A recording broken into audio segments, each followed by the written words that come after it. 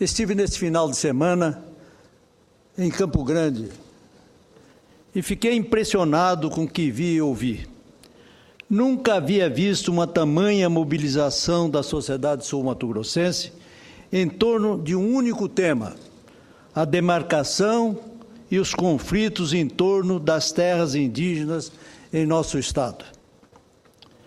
O assunto tomou conta de todas as classes sociais: trabalhadores, comerciantes, empresários, pessoas de todas as classes sociais. Não falam de outra coisa: o conflito entre índios e produtores rurais. E o mais interessante, senhoras e senhores senadores, é que a opinião pública me pareceu amplamente favorável aos produtores, mesmo reconhecendo que as comunidades indígenas estejam sendo vítimas da FUNAI e de ONGs internacionais. Dizem que nos grandes centros, São Paulo e Rio de Janeiro, não há esse consenso. É compreensível. Eles não vivem de perto esse problema e tendem a ter uma visão equivocada dele. No nosso estado, como também em Mato Grosso, Goiás, Rondônia, Paraná, Bahia, Rio Grande do Sul e outros estados, a economia está fortemente assentada na produção de alimentos e de commodities agrícolas. E o processo demarcatório, muitas vezes fruto de fraudes na elaboração de laudos antropológicos, surge como um elemento para criar insegurança no campo, reduzindo a nossa capacidade produtiva, criando um impacto negativo para as cidades e suas populações. Esses conflitos permanecerão latentes caso o governo federal não encaminhe uma solução satisfatória para atender tanto indígenas quanto produtores. Embora saudado como manifestação do Executivo diante do grave quadro, apenas o afastamento da então presidente da FUNAI, senhora Marta Azevedo, não é suficiente. No afogadilho, o governo tem lançado propostas para tentar reduzir os pontos de atrito entre os dois segmentos da nossa sociedade. Reconheço, senhores senadores, que se trata de uma empreitada difícil. O problema é um dos mais complexos do nosso tempo, mas com bom senso, equilíbrio, racionalidade, capacidade de entendimento, creio que chegaremos lá. Há duas ideias lançadas. A primeira é de que os laudos antropológicos elaborados pela FUNAI possam ser compartilhados por outros órgãos, como a Embrapa, o INCRA, Ministérios da Agricultura e do Desenvolvimento Agrário e outros órgãos federais. A outra está representada pela PEC 215, em tramitação na Câmara dos Deputados e que exige aprovação antes da publicação dos decretos de demarcação. No meio disso, surge a necessidade premente de mudar o caráter de desapropriação das terras demarcadas, passando o governo a comprá-las a preço de mercado, em vez de indenizar o produtor apenas pelas benfeitorias existentes na propriedade, não pagando pela terra nua. Senhoras e senhores senadores, de acordo com o artigo 2º do decreto número 1775, de 8 de janeiro de 1996, aspas, a demarcação das terras tradicionalmente ocupadas pelos índios será fundamentada em trabalhos desenvolvidos por antropólogos de qualificação reconhecida. Fecha aspas. No Brasil, portanto, desde 1996, o único critério utilizado para a identificação e delimitação de terras indígenas é o antropológico. Este, por sua vez, baseia-se na visão de que o povo periciado possui seu próprio habitat, mediante entrevistas com os mais velhos, que têm a sua memória consultada. Nisso praticamente reside a perícia, estudo descritivo da etnia, incluindo o espaço territorial por ela informado como ocupado, no passado e atualmente, língua ou línguas faladas, organização e relações sociais e de parentesco, o papel da família, as relações com os não-índios e com o meio ambiente, fontes de alimentação, artesanato e outros aspectos correlatos tidos como pertinentes, jamais consultando, porém, aqueles que não são índios e que estão alocados na pretensa terra indígena, assim definida apenas e tão somente pela memória dos mais velhos.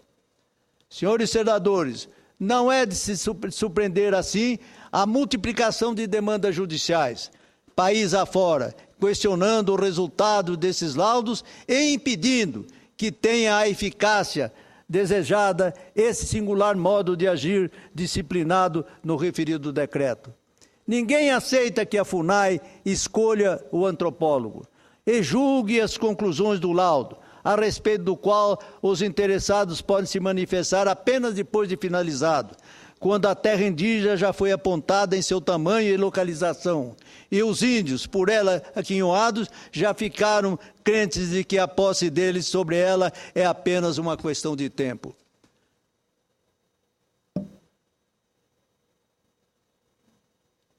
E continuo, senhor presidente, a judicialização dessas questões é a resposta encontrada pelos proprietários rurais atingidos à tentativa do verdadeiro confisco de suas terras, pois o imóvel assambarcado pelo tal laudo antropológico será fatalmente declarado como pertencente à União, e o seu então proprietário, se demonstrar sua boa-fé, será indenizado das benfeitorias, não do valor da terra.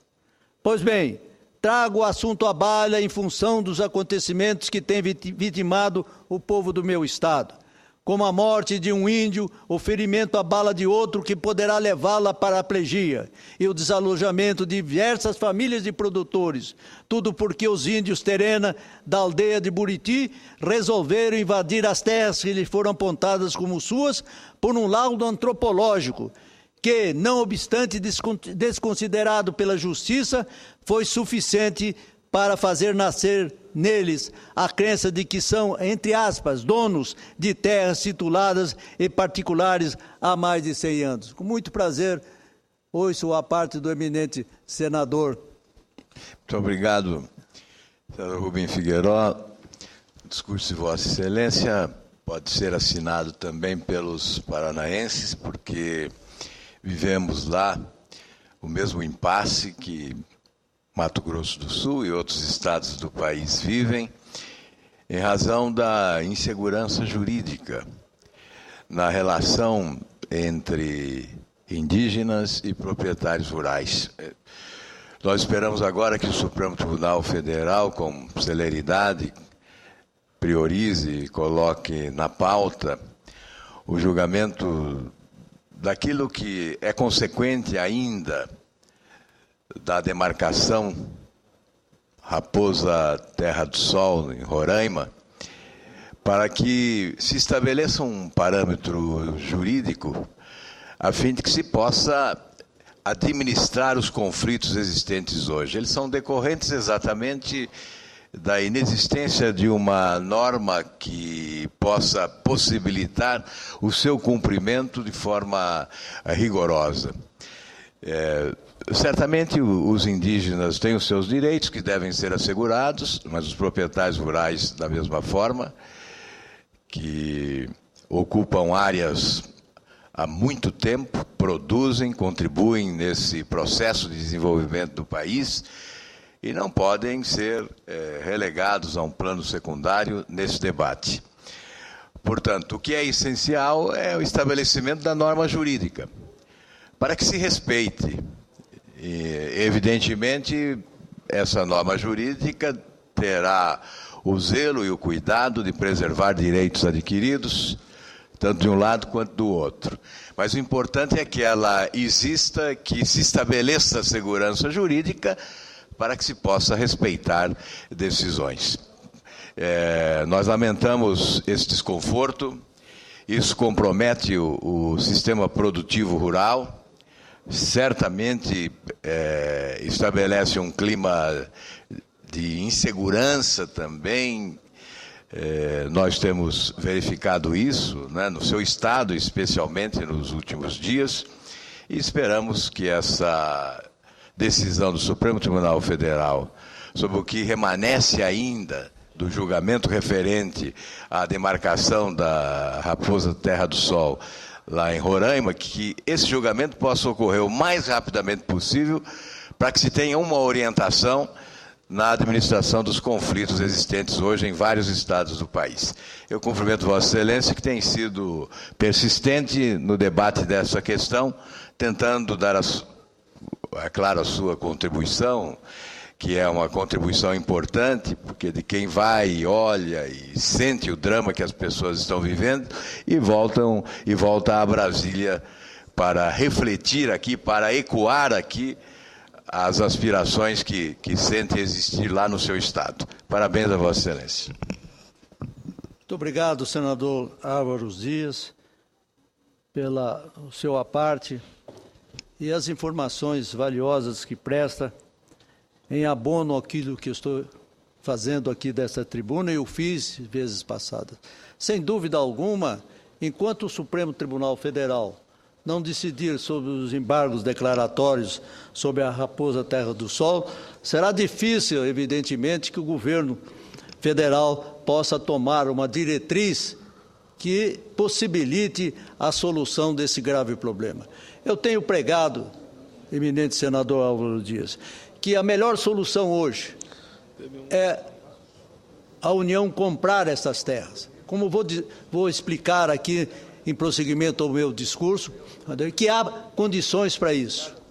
Ou compra ou desapropria as terras, pagando o preço não só das benfeitorias, mas também pagando o preço da terra nua, preço de mercado, para possibilitar os que lá foram desalojados tenham oportunidade de prosseguir na sua atividade produtora de alimentos, de proteínas vermelhas, para engrandecer uma vez mais o PIB nacional. Com muito prazer, ofereço a parte, agradecendo ao senador Álvaro Dias, a parte ao senador Paulo Paim. Senador Rubem Figueiró, mais uma vez agradeço a parte que Vossa Excelência fez ao meu pronunciamento, quando eu falei da luta dos trabalhadores domésticos. E quando eu desci da tribuna, eu falei com Vossa Excelência e perguntei como é que estava a situação dos povos indígenas.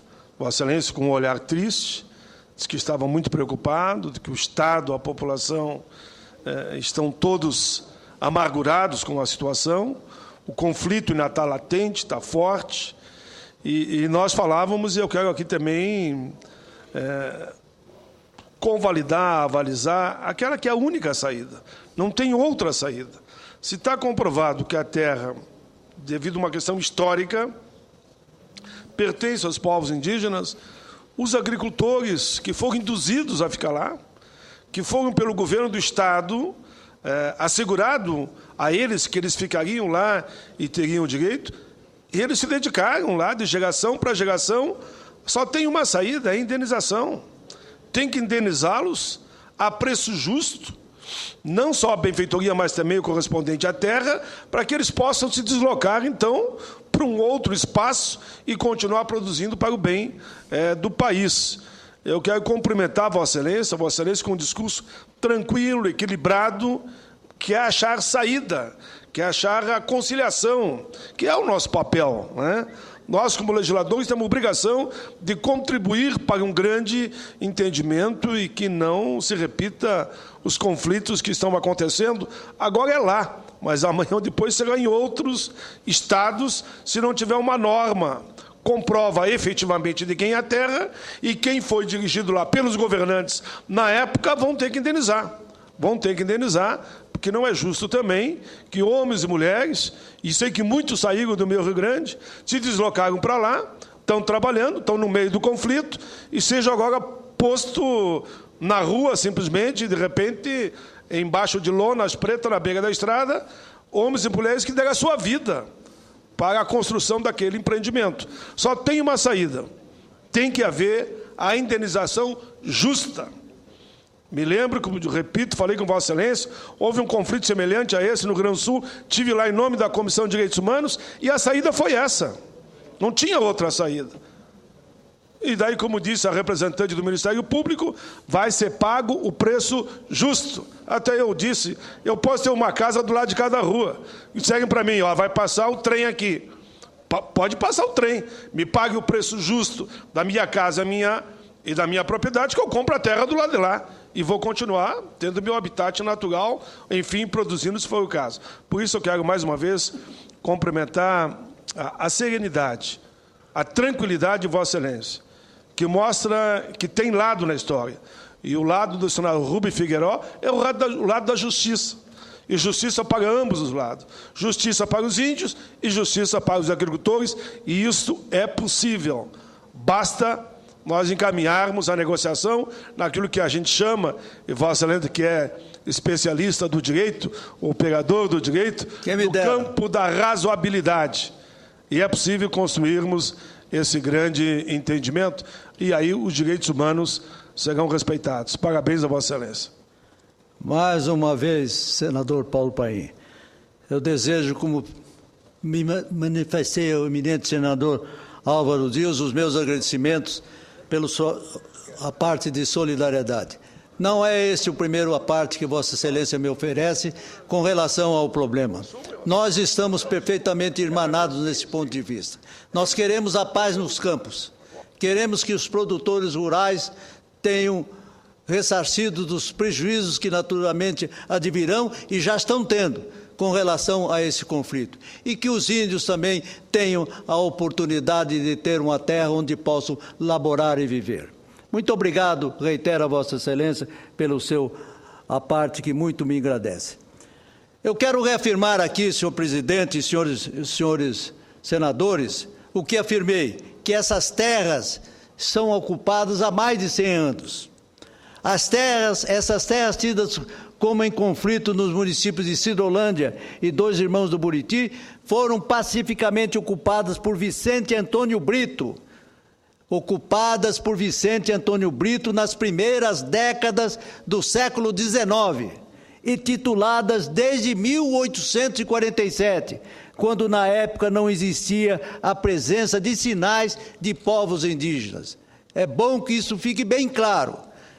Elas foram ocupadas por Vicente Antônio Brito nas primeiras décadas do século XIX e tituladas pelo governo da província de Mato Grosso do Sul do Império, em 1847. Essa posse foi interrompida quando da Guerra do Paraguai com a invasão de forças paraguaias, o que ocorreu entre 1865 e 1870, e reocupadas depois pelos seus antigos posseiros brancos, filhos de Vicente Brito. O registro dessas terras, com o título de Canastrão, havia sido feito pelo seu filho, Porfírio Ferreira de Brito, isso, como já disse, em 1847. Os indígenas só se fixaram na área muito tempo depois, quando o Serviço de Proteção aos Índios, e por sugestão e trabalho do saudoso general Cândido Maria Rondon, criou a Reserva Indígena Buriti ao redor do ano de 1928, com matrículas no registro de imóveis de número 9.258 no município de Sidolândia e com o mesmo número no município de Dois Irmãos do Buriti. Essas duas matrículas somam a área de mais ou menos 2.000 hectares que pertencem à União e se encontram encravadas entre as áreas maiores com propriedades devidamente registradas a inúmeros produtores rurais. Quero esclarecer a Vossas Excelências que essas propriedades são de pequenos produtores, que vão de 100 a, no máximo, 700 hectares. Essa é a razão pela qual a Justiça, em reiteradas decisões, tem considerado os atos de reintegração de posse aos proprietários que legitimamente já se encontram através de registro de títulos dominiais cedidos pelo Estado. Senhor presidente, me permita complementar, rapidamente o farei. Penso ser oportuno também o exame do tema porque o governo federal, obrigado a se mexer por causa da repercussão nacional e internacional desse surto de violência em Sidolândia, tem manifestado seu desejo de alterar esse método, não só retirando o protagonismo da FUNAI, como nomeando outros órgãos para estudar a delimitação de terras indígenas. Entendo que antes de o governo agir precipitadamente para dar uma resposta a qualquer, deve discutir com a maior profundidade os critérios que devem ser observados na delimitação de tais terras. O Brasil não pode perder a oportunidade de resolver a questão de uma vez, e isto agora. Não pode agir como agiu no passado, deixando para a geração de hoje a solução de um problema que se sabia iria aflorar num dia. Obviamente, a fixação desses critérios passa pelo estabelecimento de uma política indigenista perene, discutida com os próprios índios e por eles aprovada, sem deixar de considerar a sua adoção aos princípios constitucionais de regência e apontar claramente as fontes de seu financiamento. Afinal, em um Estado que se quer solidário, todos são responsáveis por todos, cada qual contribuindo para o almejado estado de felicidade que deve permear a convivência social pacífica fundada nos valores supremos da liberdade, segurança, bem-estar, desenvolvimento, igualdade e justiça. A questão, penso, deveria ser melhor analisada pelo Congresso Nacional, talvez aqui no Senado por meio de uma CPI. No entanto, parece-me difícil a sua tramitação e rapidez na conclusão devido às regras regimentais. Talvez caberia debater mais profundamente o tema em audiência pública por uma das comissões temáticas, onde poderia se clarear o que existe de real e legítimo nos laudos antropológicos da FUNAI. São autênticos? Quais são os critérios usados? Quando da pesquisa outros órgãos foram consultados, houve assistência dos proprietários, o Ministério Público esteve presente, houve participação de ONGs, enfim, seriam, dentre outras indagações, que atestariam ou não a eficácia jurídica de tais laudos. Devemos também aprofundar a proposta de se ampliar tecnicamente os órgãos consultivos para a elaboração dos laudos antropológicos. Será que não seria melhor elaborar primeiro os critérios demarcatórios de maneira detalhada, para depois chamar as mais variosas instituições para consolidá-las?